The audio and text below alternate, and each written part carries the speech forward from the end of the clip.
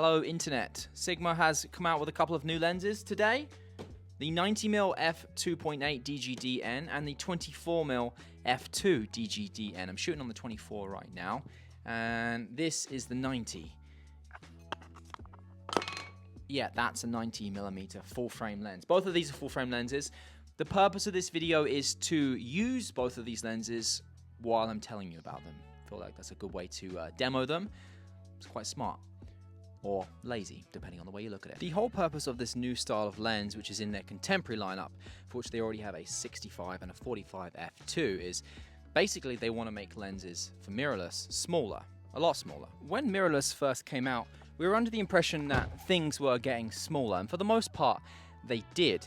But the lenses never really followed suit, so you have a lot of these really big lenses on small mirrorless bodies, and it just makes things kind of front heavy when you're using it.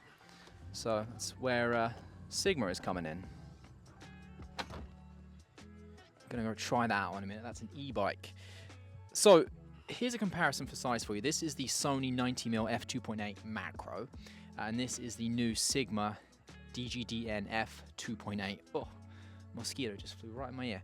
Look at that size difference. Yeah, this is a macro, but that's pretty big. Let's go drive this around a little bit while I talk more about these. Design-wise, they're clearly trying to keep these as premium as possible. From what I can tell, everything is made entirely, oh, squeaky. Everything is made entirely of metal, and it has like a good weight to it. For a lens this size, it feels heavier than it should, based on how it looks. Even the lens hood is made of metal, and it's ribbed. Strange design choice, but I like it. It means it's easy to get on and off. I'm out here basically in the middle of the woods in a park, but like, what is that? It's just in the middle of nowhere. Like, what is it? The focus rings, nice and big, nice and firm, good resistance all the way around. The focus ring on the 90 is bigger than the focus ring on the 24. Don't know why, but it is. On both lenses, you have a clickable aperture ring, and whoa, almost ditched it then. Clickable aperture ring, and actually sticks out a little bit, almost like lens gears when you're using a follow focus. And it sticks out a little bit more on the 24 versus the 90 here. And you do have selector switches on both for autofocus and manual focus. The autofocus manual focus switch on the 24 is a little bit bigger, and it has more of a softer, more premium feeling click than the 90 here, which is just more of a small little, very clicky button. How about the autofocus? Let's test that out while I'm talking to you about today's sponsor, which is Cuts.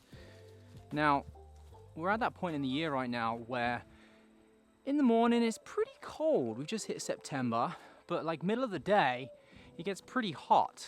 So what I've been finding recently is in the middle of the day, a hoodie is no good. But that's where I've been loving these, which are long sleeve hooded t-shirts from Cuts. Little hood on there. Think of it like a hoodie, which is basically made of t-shirt material. So it's perfect for that transition from the hot weather we've had here in Canada to the September 1st hits, and it's instantly cold. Don't know how that happens, but it does. So yeah, these are great for in the middle of the day when the hoodie gets too hot and it's too cold to just wear a t-shirt. Good fit to it. It's not really baggy in any way. Nice little stretch to them as well. It just fits nicely. I like this color, mostly because my wife says it looks good on me. Happy wife, happy life.